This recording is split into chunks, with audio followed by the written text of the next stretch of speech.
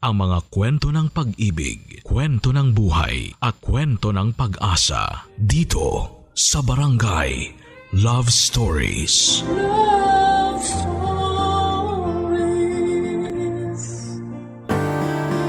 Sa pag-ibig ay hindi may iwasang may masaktan dahil para itong laro na may panalo't talunan.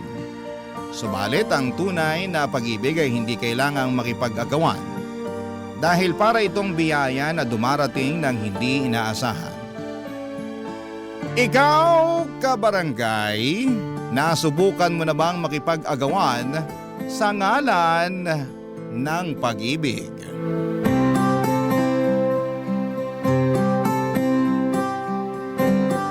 Dear Papa Dudut, magandang araw po sa inyo at sa lahat ng bumubuo ng Barangay Love Stories. Tawagin niyo na lamang po ako sa pangalang Kristen, 28 years old mula sa Pasig. Lumaki ako sa isang tahanang may istriktong magulang kung saan ang pakikipagrelasyon ay pinagbabawal lalo na noong nag-aaral pa lamang kami. Kaya naman sa buong buhay ko, Papa Dudut, ay isang beses ko pa lamang naranasang umibig. At ito'y nangyari 2 taon nang nakakalipas. Tahimik at simple lamang ang naging mundo ko noon bilang barista sa isang maliit na cafe sa may Taguig kung saan ay matatagpuan ang iba't ibang opisina ng mga BPO companies. Karaniwan sa mga customer namin ay may call center agents na either papasok pa lamang sa trabaho o kakatapos lamang ng shift. Isa sa mga agents na naging regular na customer ng cafe namin ay si Ned. Papadudot mabilis na nag-iwan sa akin ng marka si Ned dahil mabait siya sa aming mga staff. Tuwing nag-o-order kasi siya ay lagi siyang nakangiti at nakikipagbiruan pa na para bang hindi siya pagod mula sa magdamagang trabaho. Nung una ay tipikal na customer lamang ang tingin ko sa kanya pero hindi nagtagal. Ang mga pasimpleng ngiti at lambing nito ay unti-unti akong nakabuo ng espesyal na pagtingin para sa kanya.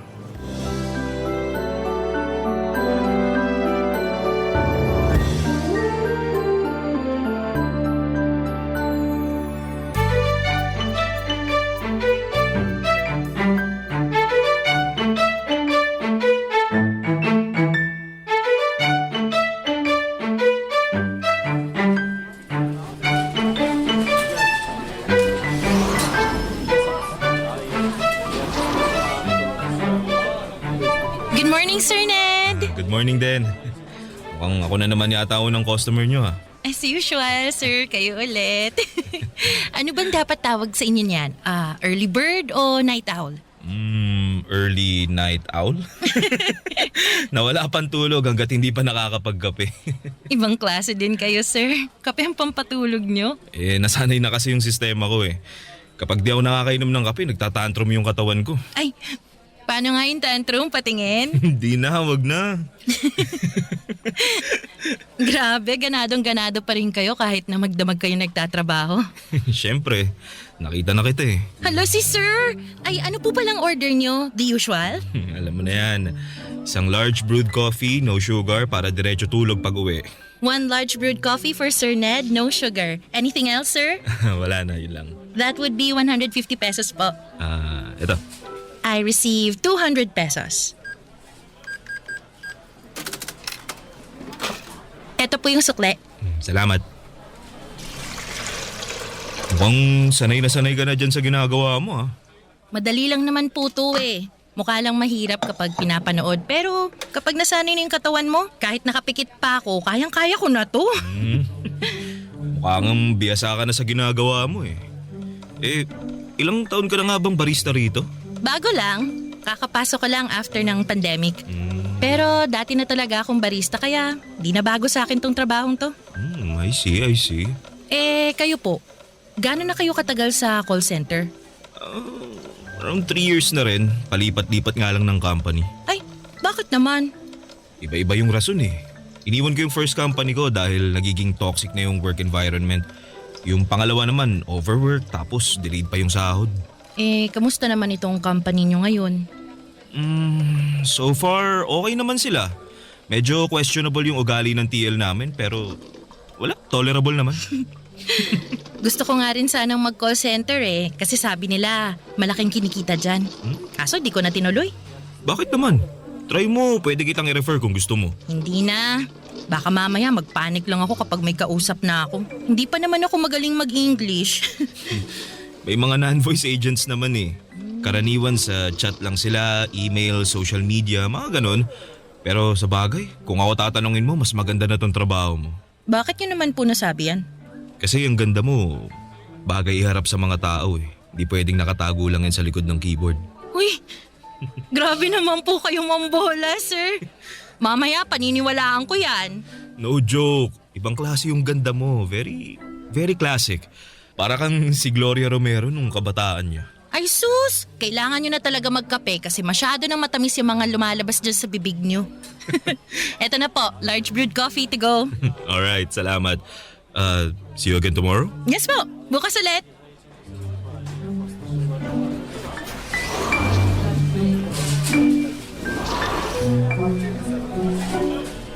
Kailangan ng kape? Kasi matamis na yung lumalabas sa bibig. Ate ko, ang corny mo makipaglandian. Uy, Mara, kanina ka pa dyan? Oo, kanina ko pa kayo sinisilip magharutan ng Prince Charming mo. Prince Charming ka dyan. Mas, kunwari ka pa. Aminin mo na, bet mo yung customer nating yon, no? Ano ulit pangalan? Si Sir Ned? Hindi wala akong gusto sa kanya. Ikaw talaga, kung ano-anong pinagsasabi mo dyan. Ay nako, Kristen, wag mo nga akong pinaglololo ko dyan. Yung mga ngiting yan, yung mga pa-cute na boses mo tuwing kausap mo si Sir Ned, isa lang ibig sabihin yan. Ano naman? In love ka na sa kanya. Okay naman sa in love? In love agad? Hindi ba pwedeng attracted lang ng slight? Oh sige, attracted na akong attracted. At least inamin mo, na bet mo siya. To be honest, cute din naman kasi siya. Tsaka, ang gaan niyang kausap. Kaso, mukha siyang high maintenance, no? High maintenance man o hindi, isa lang ang nakikita ko based sa daily interactions nyo. May gusto kayo sa isa't isa. Hoy, ang eme mo naman. Funny pa naman ako. Funny walain. Totoo nga. Alam mo, marami na akong love life na pinagdaanan at alam ko na ang galawan ng mga lalaking yan. Hindi naman sa pagmamayabang, no? Pero marami na akong flavors na natikman kaya basang-basa ko na yung mga galawan nila. Basta, ayoko mag-assume. 'Di ba sabi nga nila, never assume unless stated. Aminado po ako, Papa Dudut, na sa unang kita ko pa lamang kay Ned ay nakaramdam na agad ako ng attraction sa kanya na malimit ko lamang maramdaman sa ibang tao. Matangkad si Ned na may makinis na balat at magandang pananamit. Kaya naman kahit puyat ay malinis at maliwalas siyang tignan. Isa pa sa mga nagustuhan ko sa kanya ay very friendly siya at approachable ang aura nito. Malambing din ang boses niya tuwing nakikipag-usap siya sa akin kaya may impact ang mga yon para sa akin. Naging close pa kami ni Ned sa mga sumunod pang mga buwan. Sa mga araw-araw na small talks naming dalawa ay madalas niyang ikwento sa akin ang tungkol sa pamilya niya sa probinsya. Ang mga struggles niya bilang breadwinner, pati na rin kung paano siya nangangarap para sa kinabukasan ng kanyang pamilya. At dahil nga sa closeness na nabuo naming dalawa ay may mga pagkakataon noon na inaaya na rin niya akong lumabas. May mga time nga noon na iniimbitahan niya akong samahan siya sa opening ng restaurant ng kaibigan niya. Inaya din niya akong maglaro ng bowling at manood ng sine kapag nagkakasabay ang day off namin. Nung mga panahong yon, napapaisip na ako kung totoo nga ba ang sinabi sa akin ni Mara na baka nga interesado rin sa akin si Ned. At dahil never ko pang naranasan na umibig noong mga time na yon, ay hirap akong basahin ang sitwasyon naming dalawa. Hindi ko po alam kung friendly lang ba talaga siya o may nais na siyang ipahiwatig sa akin. Ganon pa man, hindi ako masyadong umaasa dahil baka mali lang pala ang iniisip ko. Hanggang sa isang araw ay nasagot din ang mga katanungan sa isipan ko, Papa Dudut.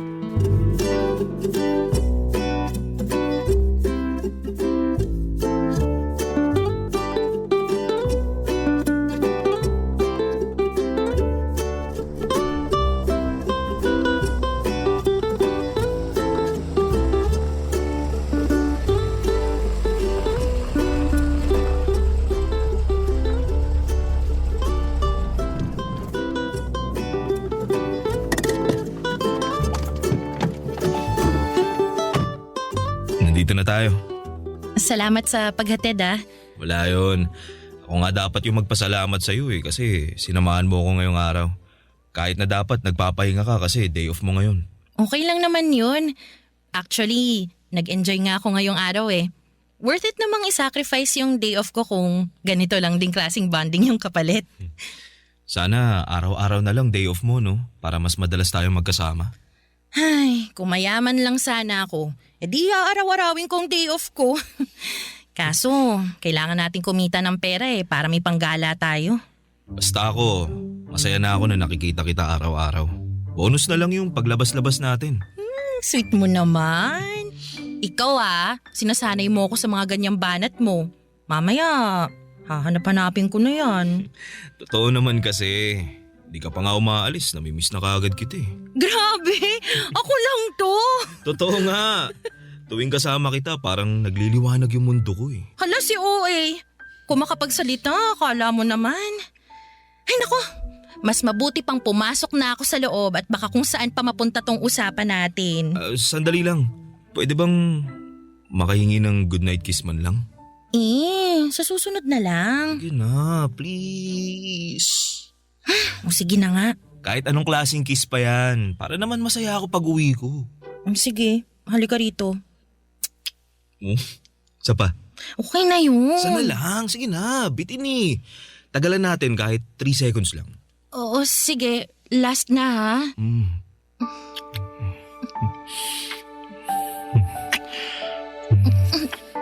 Teka lang, Ned. Sandali lang. Bakit? Hindi pa ako ready sa mga ganyang bagay. Pasensya ka na Sorry, nadala lang ako. Alam ko na mas open na ngayon ang mga tao pagdating sa mga ganyang bagay pero iba pa rin kasi ang pananaw ko sa mga ganyan Naiintindihan ko naman. Hindi. Kailangan kong i-explain sa'yo to para malinaw. Para sa akin kasi sacred yung bagay na yun.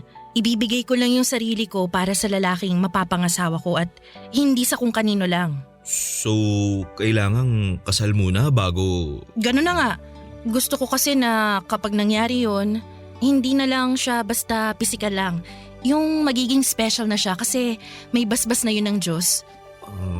Alam mo, Kristen, ngayon lang ako nakakilala ng katulad mo. Akala ko nga magagalit ka kasi sinubukan kong humirit sa'yo pero hindi In-explain mo ng maayos sa akin yung side mo. Mas lalo tuloy akong humanga sa'yo. Salamat. Sana maintindihan mo kung bakit ganito ko pinapahalagan yung sarili ko.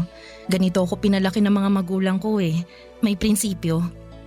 Wala kang dapat ipag-alala dahil naiintindihan naman kita. Yun naman ang gusto ko may proper communication tayong dalawa. At least, alam ko na ngayon kung anong gagawin ko. So, kailangan kong sundin yung tradisyonal na panliligaw para mapasagot kita, no? Teka, nililigawan mo ko? Hindi pa ba halata? Hindi. I mean, ramdam ko naman, pero ayaw lang kitang pangunahan kasi... Oo, tama yung iniisip mo. Gusto kitang ligawan, Kristen. Totoo ba yan? Sa tingin mo ba kinukulit kita araw-araw sa trabaho tsaka inaaya kitang mamasyal dahil gusto lang kitang maging kaibigan? Hindi, no? Gusto kitang maging girlfriend. Alam ko na wala ka pang experience pagdating sa mga ganitong bagay pero handa akong gabayan ka. Hindi kita mamadaliin. Gusto mo ng old-fashioned? Sige, one step at a time tayo hanggang sa maging komportable ka ng kasama ko. Yun kung papayag ka magpaligaw. Wala naman sigurong masama kung subukan natin, di ba? At least sa ganong paraan, may oras tayo para kilalanin pang isa't isa.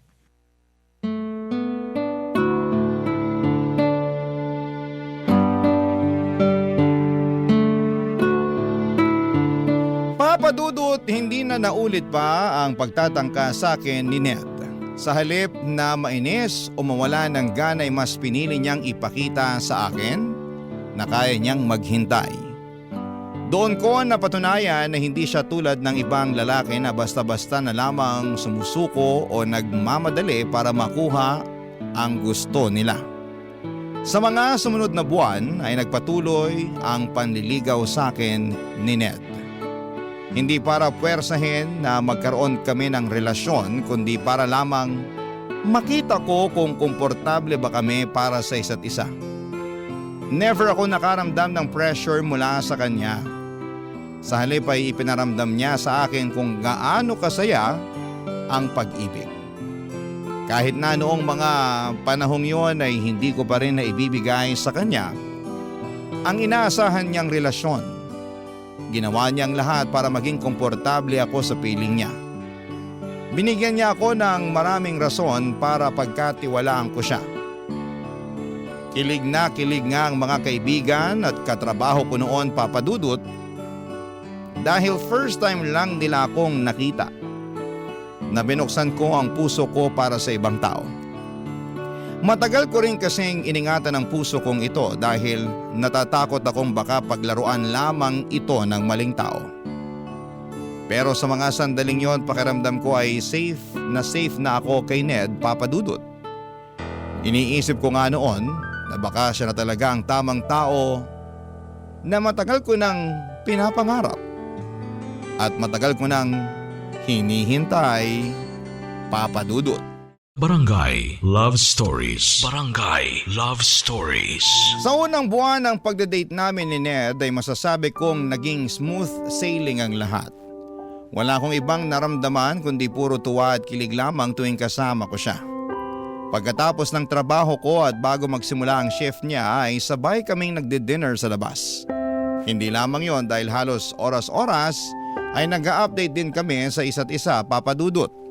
Sa mga simpleng kumain ka na ba?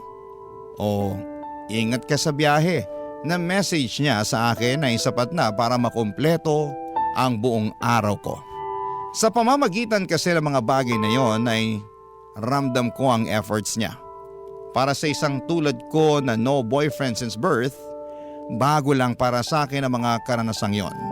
At sobra akong natuwa dahil daig ko pa ang bida sa isang rom-com na pelikula. Pero Papadudot, pagtungtong namin sa 3 buwan ng pagdadate namin, doon ko na po napansin ang ilang pagbabago sa ugali ni Ned. Unti-unting nabawasan ang mga tawag at message niya para sa akin. Kung dati siya ang laging nauunang mag-chat sa akin, ako na karaniwan ang nangungumusta sa kanya. Ang dating mahahabang messages niya ay umaabot na lamang sa 2 hanggang 3 salita. Kapag nagkikita kami, ramdam ko ang tila ba kawalan nito ng interes para sa akin. Hindi ko po alam kung ako lang ba ang nag-iisip noon o talagang may nagbago na sa pagitan naming dalawa. Kaya bago pa man ako mabaliw sa kakaisip ay kinausap ko na siya tungkol sa nararamdaman ko.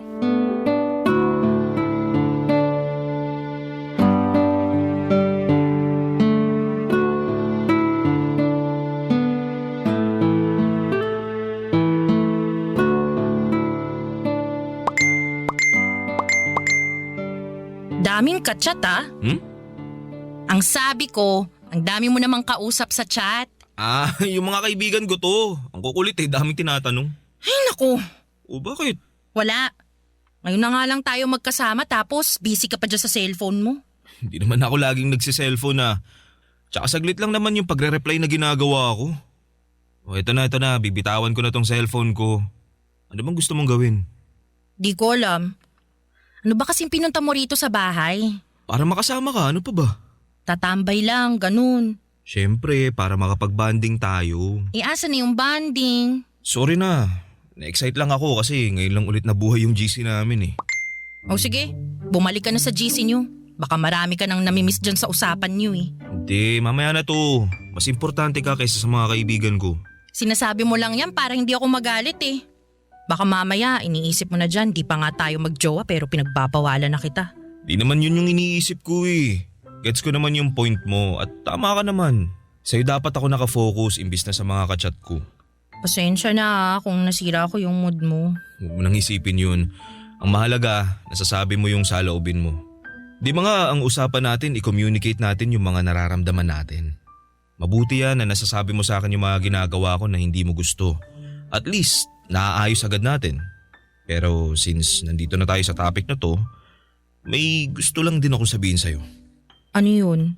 Hindi ako perpektong tao, Kristen. Hindi ako katulad ng mga napapanood mo sa pelikula o yung mga bidang lalaki sa mga libro. Hindi ako ganun ha. Alam ko. Hindi naman ganun ang tingin ko sa'yo eh. Ay, naisip ko lang kasi na baka masyado nang mataas yung standard na sinet mo para sa akin. Baka hindi ko na tuloy maabot. Wala naman akong standard na sinet ah. Ikaw mismo ang nag-set nun. Minsan kasi napapansin ko lang na ang bilis mo yatang mairita sa akin. Tulad ngayon, kauwi lang natin galing sa labas pero parang bad mood ka na naman. Hindi naman ako bad mood. Hindi ko lang nagustuhan yung magkasama na nga tayo tapos nasa ibang tao pa yung atensyon mo. Ay, saglit lang naman yun eh. Nag-reply lang ako ng mabilis. Alam mo, Kristen, may buhay din ako. May pamilya ako, may kaibigan ako, may trabaho ako. Matik na maahati talaga yung atensyon ko. Sana maintindihan mo yun. Naiintindihan ko naman. Parang hindi naman eh. Okay, sige. Tapos na tayo dyan sa kaka-cellphone mo. Hindi na yun big deal. May ibang rason pa kasi ako eh, kaya ako nagkakaganito. Ano pa? Nitong nagdaang araw, napapansin ko na parang nagbabago yung pakikitungo mo sa akin eh. Paano nagbago? Hindi kita maintindihan. Nung unang buwan natin, sobrang sweet mo sa akin. Sobrang caring, sobrang protective. Pero ngayon, parang hindi ko naramdam yung mga yun. Siyempre, ganun talaga sa simula. Hindi naman forever na magiging ganun yung sitwasyon natin eh. Minsan may mga highs and lows din ng relasyon. Di lahat ng araw masaya. Pero ang mahalaga, pinipili pa rin natin ang isa't isa. Kailangan ko rin naman paminsan-minsan ng konting validation. Kahit simpleng acknowledgement lang na concerned ka pa rin, na interesado ka pa rin. Kasi, to be honest, nitong mga nagdaang araw medyo dry ka na mag-reply sa akin eh. Iniisip ko tuloy kung may nagawa ba ako, may nangyari ba, bakit bigla kang nagbago? Hindi, wala. Wala kang ginawa. Walang nangyari. At hindi ako nagbago. Minsan talaga busy ako at may mga pagkakataon na hindi ako nakaka-reply agad. Pakiramdam mo dry yung mga reply ko dahil tao lang din naman ako. Napapagod din ako. Ako rin naman, busy din. Naiintindihan ko yun na may sarili-sarili tayong buhay pero never ko namang pinaramdam sa'yo na busy ako o pagod ako eh. Sorry. Siguro gusto ko lang ding magpahinga minsan. Ayoko kasing ituring tong pagsasama natin na parang trabaho na kailangan may update. Kailangan oras-oras magkausap, ganun. Gusto ko yung klase ng relasyon na secured. Yung hindi na kailangan ng validation kasi may tiwala na tayo sa isa't isa. Pasensya ka na. First time ko lang din kasi pumasok sa ganitong relasyon eh. Kaya hindi ko pa alam kung ano ba dapat yung ginagawa. Masyado ba akong nag-overreact? Medyo. Magtiwala ka lang sa akin. Huwag mong i-overthink ang mga bagay-bagay. Sige, susubukan ko. Nangako naman sa akin si Ned na susubukan niyang ibigay sa akin ng validation na hinahanap ko. Pero sa mga sumunod pang mga linggo ay hindi ko na natanggap ang inaasahan ko mula sa kanya, Papa Dudut. Nagpatuloy ang pagiging dry texter niya na para bang hindi na siya interesado sa akin. Naisip ko tuloy na baka nagbago na siya dahil hindi niya makuha ang gusto niya. Baka nagsawa na rin siya sa panliligaw sa akin kaya lumabas na ang totoo niyang ugali. Papadudot, dumating na ako noon sa point na pakiramdam ko ay one-sided na lamang ang nangyayari sa pagitan naming dalawa. Ako na lamang ang nag-i-effort para magkaroon kami ng oras sa isa't isa. At kapag nagkikita kami ay parang ako na lamang din ang masaya na magkasama kami. Siya naman ay tahimik. Laging malayo ang iniisip at walang gana. Ang lagi niyang rason noon ay sobrang busy niya raw sa trabaho. Naintindihan ko naman dahil alam kong mabigat talaga ang graveyard shift at nakakapagod ang line of work niya. Pero habang tumatagal ay napapansin kong hindi na ito simpleng pagod lamang. May kakaiba na sa mga kilos niya. Hanggang sa dumating ang araw na nalaman ko ang totoong dahilan kung bakit biglang nagbago ang pakikitungo niya sa akin, Papa Dudut.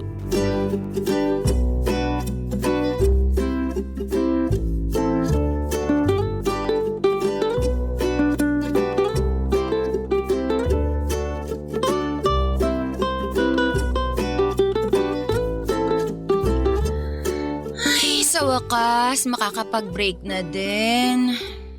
Daming tao ngayon, no? Weekends kasi. Ang mabuti pa, kumain na muna tayo bago pa magsidatingan ulit yung mga tao. Ay, mabuti pa nga. Ha? Si Ned ba yan? Ha? Nakita ko yung notification sa phone mo. Pangalan ni Ned? Teka, magkausap kayo? Hindi. May tinanong lang ako sa kanya tungkol sa work niya. Sa work? Tungkol naman saan? Yung kaibigan ko kasi, naghahanap ng lilipatang company, call center din yun. Sinuggest ko yung company nila, Ned. Okay. Hindi ko alam na magkausap pala kayo. Hindi nga kayo nag-uusap kapag nagpupunta siya dito pero magka-chat pala kayo. Kailan pa kayo naging close? Grabe naman sa close, hindi naman ganun. May tinanong lang talaga ako sa kanya. Pero friends kayo sa Facebook. Oo, in-add ko siya. Bawal ba? Kung gusto mo, i-unfriend ko na lang siya. Ay, hindi. Okay lang yun. Nagulat lang ako kasi hindi ko inakala na nag-uusap pala kayo. Di niya nasabi sa akin eh. Sa tingin ko, hindi naman yun gaanong importante para sabihin pa niya sa'yo. Ano palang sabi niya? Ano yung laman ng chat niya sa'yo? Sandali lang ha, basahin ko. Tinatanong niya kung naka-break daw ba tayo ngayon. Weird naman. Bakit sa'yo pa niya tinanong? Pwede namang ako na lang mismong i-chat niya. Ewan ko.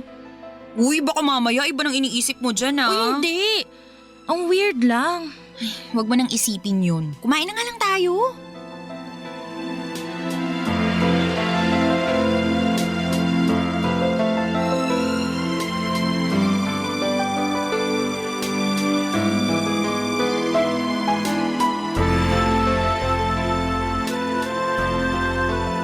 Oh, di mo yata ginagalaw yung pagkain mo.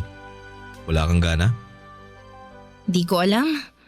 Gutom naman ako pero hindi ko ma-enjoy tong kinakain ko eh. Bakit? May problema ba? Wala naman. May bumabagabag lang sa isip ko ngayon. Ano naman? Hindi naman to big deal eh pero nababother lang talaga ako. Magkausap pala kayo ni Mara? Mara? Oo. Nag-chat siya sa akin tungkol sa kaibigan niya. Gusto daw niyang lumipat sa company namin. Bakit ka naman nababother dun? Hindi mo kasi nabanggit sa akin na magkausap pala kayong dalawa. Wala namang masama dun ah. Nagtanong lang naman yung tao. Hanggang ngayon ba nagkaka-chat pa rin kayo? Paminsan-minsan, nangungumusta siya. Bakit daw? Teka, nagsiselos ka ba? Hindi naman sa nagsiselos. Hindi ko lang magets kung bakit biglang naging interesado sa'yo si Mara eh. Hindi rin naman kami ganun ka-close para makapag-close siya sa'yo. May tinanong nga lang tungkol sa work tapos naging close na kami after that. Alam mo, nagsisimula ka na naman dyan sa pag-overthink mo eh. Di maganda yan ha. Sorry na. Di ko alam kung bakit ganito ko eh. Di naman ako ganito dati. Magtiwala ka lang kasi sa akin. Yun ang wala sa'yo eh, yung tiwala. Lahat kasi ng galaw ko masyado mong binibigyan ng meaning. Lahat na nangyayari gusto mo may rason. Di lahat ng bagay kailangan ng eksplanasyon ha. Ibigay mo sa akin yung buong tiwala mo katulad ng pagtitiwala ko sa'yo. Tingnan mo, matatahimik ka. Pwede bang huwag mo na lang pansinin yung mga chat sa'yo ni Mara? Bakit naman? Wala naman kaming ginagawang masama. Para lang mapanatag ako. Kristen, di dapat ako gumagawa ng paraan para mapanatag ka. Ikaw dapat ang gumawa nun kasi sariling isip mo yung kalaban mo eh. Alam ko, pero tulungan mo naman ako. Masyado ka naman nagiging controlling yan eh. Una sa mga kaibigan ko tapos ngayon, pati mga taong kachat ko kailangan ko ring i-consider para sa'yo. Di na healthy yung ganun. Alam ko, pero please, kahit ngayon lang. Para namang wala kang tiwala sa akin sa ginagawa mo. May tiwala ako sa'yo. Pero kay Mara, wala. Araw-araw ko siya nakakasama kaya alam ko na kung anong ugali niya. Eh di sige, oo na. Di ko na siya kakausapin. Masaya ka na. Wala na tuloy ako ng gana. Di pa nga tayo tapos, ganyan ka na umasta. Sorry. Nagseselos ako ng mga panahong yon, Papa Dudut. Aminado naman ako. Nung una ay sinubukan kong baliwalain ang mga nangyayari dahil tama nga naman na wala akong dapat ikatakot kahit magkausap pa sila sa chat. Basta magtiwala lamang ako kay Ned. Pero habang tumatagal, nagsimula akong kainin ng pagdududa. Sa tuwing late mag-reply si Ned, agad kong naiisip na baka si Mara ang kausap niya. Sa bawat oras na hindi siya available, ang iniisip ko'y baka mas pinipili niyang makipag-chat kay Mara kesa sagutin ako.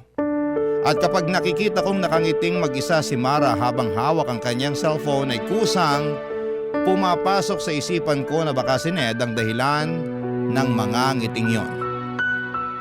Dahil nga sa mga naisip kong yon, Papa Dudut, ay unti-unti kong iniiwasan si Mara. Hindi ko na siya pinapansin katulad ng dati. Naging malamig na ang pakikitungo ko sa kanya hanggang sa hindi ko na napansin na nagkaroon na pala ng tensyon sa pagitan naming dalawa. Ang dating magaan naming samahan bilang magkatrabaho ay unti-unting napalitan ng awkwardness at pananahimik. Ramdam kong nagtataka na si Mara noon kung bakit ako nagbago. Pero dahil sa selos yon na nararamdaman ko, pinili kong manahimik na lamang kesa linawin ang lahat. At doon ko naramdaman, Papa Dudut, kung gaano kalakas ang epekto ng selos. Unti-unti nitong sinisira hindi lang ang relasyon ko kay Ned, kundi ang samahan namin ni Mara. Barangay Love Stories. Barangay Love Stories. Papa Dudut, hindi ko na alam kung tuloy pa ba ang ginagawang panliligaw sa akin ni Ned ng mga panahong yon o tuluyan na siyang sumuko. Hindi ko na kasi maramdaman ang kagustuhan niyang mapasagot ako ng mga panahong yon. Ramdam ko na unti-unti na siyang lumalayo sa akin. Sa sobrang pagka-desperada ko nga, ay makailang beses ko na siyang sinabihan na willing na akong sagutin siya. Pero lagi niyang sinasabi sa akin na hindi pa raw siya ready. Ang sakit, Papa Dudut. Kasi ako na itong bukas ang puso pero siya na mismo ang umaatras. Never kong naisip na darating ang araw na maghahabol ako para sa isang tao. Sobra-sobra kasing saya ang ipinaramdam sa akin ni Ned sa puntong sa kanya na umikot ang buhay ko. Sa maikling panahon ay mabilis niyang nakuha ang pulso ko. Kaya nung biglang nagbago ang ugali niya ay para bang hinahanap-hanap ko na ang klase ng sayang nararamdaman ko mula sa kanya. Nakakainis dahil lagi kong sinasabi noon na magiging maingat ako pagdating sa pag-ibig, Papa Dudut. Pero kahit gaano pa ako kahanda ay hindi talaga natin hawak ang puso ng ibang tao, Papa Dudut. Dumating ang araw kung kailan ay napatunayan kong totoo nga ang mga hinala ko. At nung araw na yon ay para bang pinagbagsakan ako ng langit at lupa.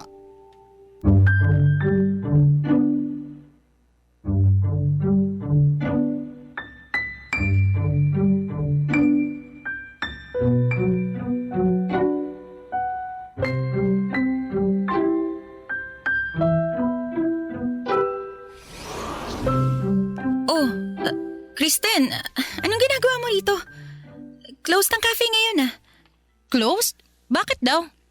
Ay, may pumutok na electrical wiring kagabi dun sa may kusina. Inaayos pa ngayon. Ang sabi ni boss, bukas na lang daw tayo mag-resume. Bakit naman hindi niya sinabi sa group chat? Ewan ko. Ako nga rin hindi sinabihan eh. Sayang yung pamasahe ko papunta dito. Sana natulog na lang ako. Nasaan yung mga kasama natin? Nauna nang umuwi. Di mo man lang ako minessage para sana hindi na ako pumasok. Ay, sorry, nawala sa isip ko eh. Ano, tara na? Uwi na tayo. Halika na, sabay na tayo lumabas. Mara, sira tayo flash sa CR nyo. Kristen? Anong ginagawa mo rito? Kala ko ba wala kayong pasok? Di ba dapat ako nagtatanong niyan sa'yo? Anong ginagawa mo rito? Off mo ngayon, di ba? Minessage ko siya. Pupunta daw siya sa QC eh. Kako, isabay na niya ako para makatipid. Wow! Nag-uusap pa rin pala kayo hanggang ngayon? Tungkol pala Samantalang dyan. yung message ko sa'yo kanina, hanggang ngayon hindi mo pa nasisin. Di ka man lang makapag-reply tapos makikita kong nandito ka pala kay Mara? Nasa daan na kasi ako kanina nung nag-text siya. Pagbaba ko, nawala na sa isip ko yung message mo. Kaya ayun, di na kita na-replyan. Teka, Kristen. Bakit ba? Anong meron? Issue ba yun? Bawal ba kami mag-usap ni Ned? Bakit ba kasi kayo nag-uusap? Yun ang gusto kong malaman. Anong meron? Ned, hindi mo pa ba nasasabi sa kanya? Hindi pa eh. Wala pa siyang alam. Pero ako na lang mag-i-explain sa kanya. Nagde-date kami ni Ned. Ano? Anong pinagsasasabi ng babaeng to, Ned? Mag-i-explain ako. Di ba nagde-date tayong dalawa para mas makilala pa natin ang isa't isa? Yun nga ang alam ko. Tayo yung nagde-date. So, paano napasok si Mara dito? Ganun din kami ni Mara. Nagde-date din kami para mas makilala pa namin ang isa't isa. Ano ka mo? Pati kayo nagde-date? Bakit? Para saan?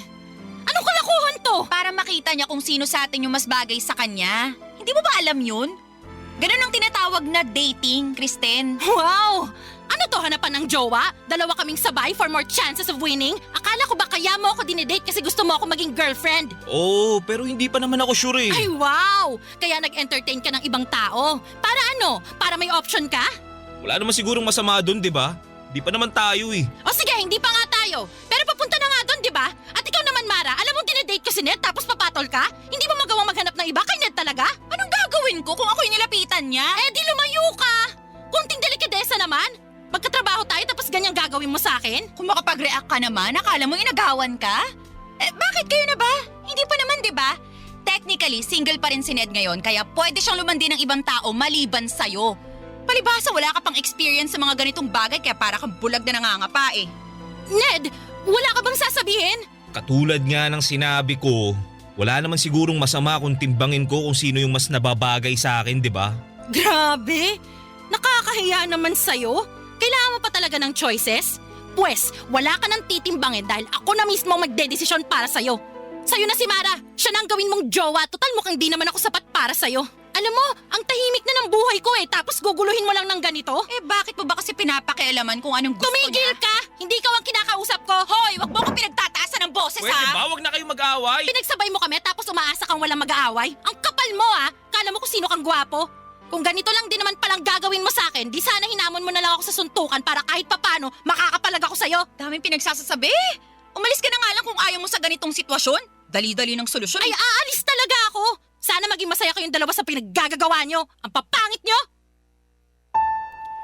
Mula noong madiskubre ko ang tungkol kina Ned at Mara ay hindi na kami nagkaroon pa ng maayos na ugnayan ni Mara sa trabaho. Hindi na kami nagpapansinan at kung kinakailangan man ay pawang formal na usapan lang ang namamagitan sa aming dalawa. Nang mga panahong yon ay pilit kong itinago ang nararamdaman ko. Gusto kong magpaka-professional kaya hindi ko na ipinakita sa mga tao na apektado ako sa mga nangyari. Pinilit kong ngumiti at makipagsalamuha ng normal lamang. Pero kahit gaano ko pa ito itago ang sakit, minsan ay hindi ko maiwasang manghina lalo na tuwing nakikita kong sinusundo ni Ned si Mara pagkatapos ng duty niya. Never ginawa ni Ned yon para sa akin. Mas lalo pang tumindi ang sakit at inggit na nararamdaman ko noong nalaman kong magkasintahan na agad silang dalawa. Doon ko naisip na siguro kaya niya ako ipinagpalit ay dahil hindi ako pumayag sa mga pagkakataon na inaaya niya ako magpalabas ng init ng katawan. Papadudot. Habang tumatagal, umabot ng 5 buwan ng relasyon nila Ned at Mara. Sa mga panahong yon ay unti-unti kong tinanggap ang lahat at hindi naglaon ay natutunan ko ring mag-move on. Hanggang sa dumating ang araw na isang balita ang nalaman ko mula sa dalawa, Papa Dudut.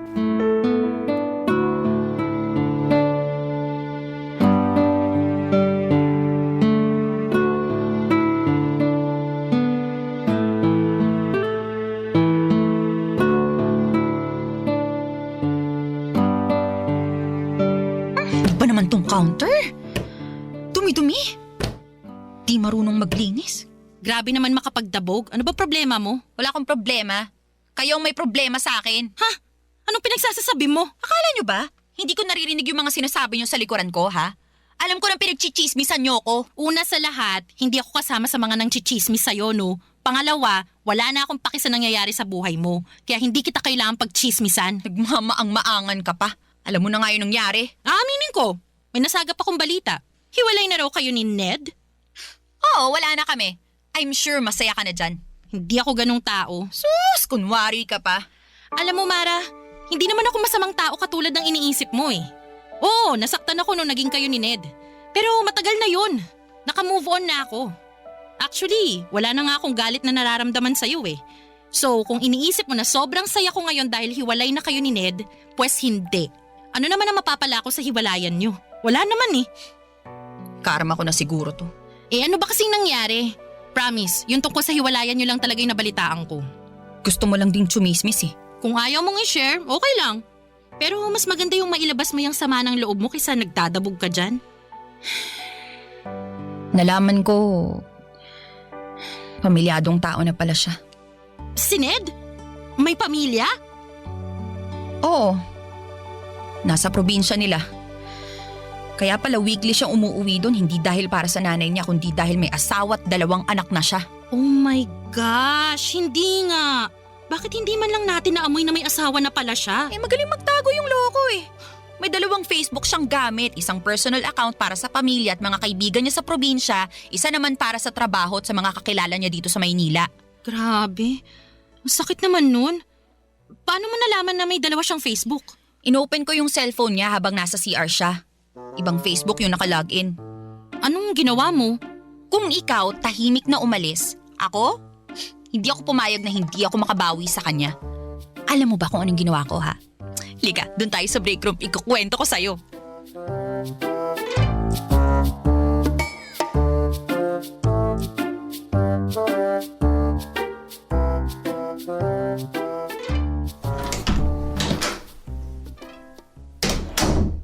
Mara, ikaw na sunod, tapos na ako maligo. Ano to? Ano yan? Ba't mo hawak cellphone ko? Amin na nga yan. Tinatanong kita, ano to? Anong ano? Ayusin mo tanong mo para maintindihan kita. May iba ka pa palang Facebook? Ha? Wala na ako ibang Facebook. Eh ano yung nakita ko dyan sa cellphone mo? Bakit may ibang Ned dyan? Wala to. Dami account ko lang to. Dummy account? Na family picture ang nakalagay sa cover photo? Tapos nung 2019, ang profile picture mo ikaw at yung asawa mo nung kasal nyo? Teka, magpapaliwanag ako. Ano yung papaliwanag mo? Nakabit mo ako? Kapal din ang pagmumukha mo no? Ang lakas ng loob mong landiin ako tapos all this time kabit lang pala ako? Wala namang masama basta hindi tayo mahuhuli. Anong walang masama? Ginawa mo akong kabit! Walang yaka ang kapal ng mukha mo! Lintik ka! Ang sama mo! Pinagkatiwalaan kita eh! Nasira yung pangalan ko dahil sa'yo tapos ganito ang gagawin mo sa akin? Alam mo ba kung gano'n nakapangit ang tingin sa akin ng mga katrabaho ko, ha? Tapos malalaman ko, pamilyado ka ng tao, gagawin ng pako kirida ka! Hayop ka! Aray ko! Hayop ka! Tigilan mo nga ako! Minahon ka nga! Huwag mo ako sinisigawan na buwisit ka! Huwag kang umastang matapang sa harapan ko ngayon! Akala mo matatakot mo ako sa lakas ng boses mo, ha? Hindi! Pwede naman nating ipagpatuloy tong relasyon natin. Hindi ako kabit, tandaan mo yan! Hindi ako papayag na maging kabit ng sino man, naiintindihan mo? Kaya tong relasyon na sinasabi mo, wala na to. At yung pamilyang tinatago mo, bilangin mo na masasayang araw mo dahil sisiguruhin kong makakarating to sa asawa mo. Teka lang naman, Mara. Sisirahin mo pamilya ko dahil lang nasaktan ka? Oh, bakit? Ikaw lang ba may karapatang manakit, ha? Balang araw magpapasalamat sa akin ang asawa mo dahil maliligtas siya mula sa cheater na katulad mo. Sandali lang naman, Mara. Pag-usapan natin to. Kung ako sa'yo, Asawa mo kausapin mo bago pa niya malaman ang totoo. Diyan ka na nga! Hayop ka!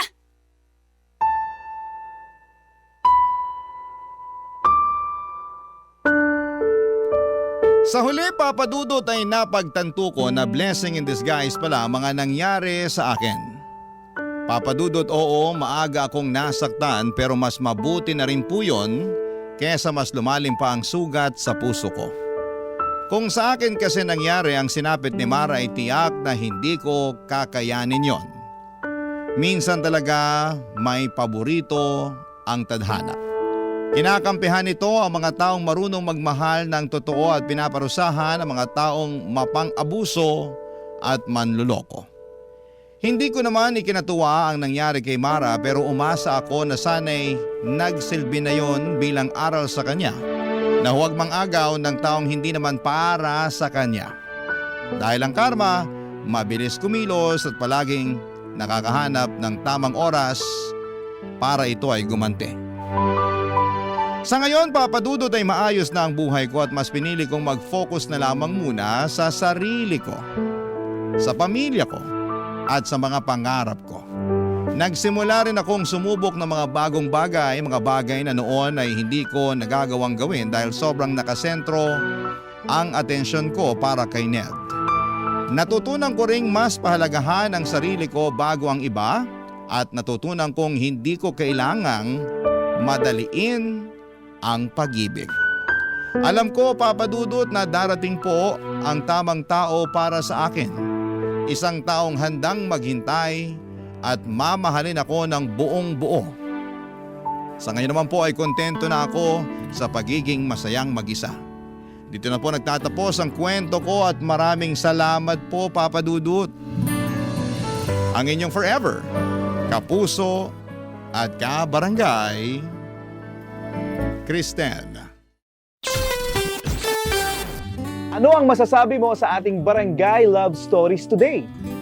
Aabangan namin yan sa aming comment section.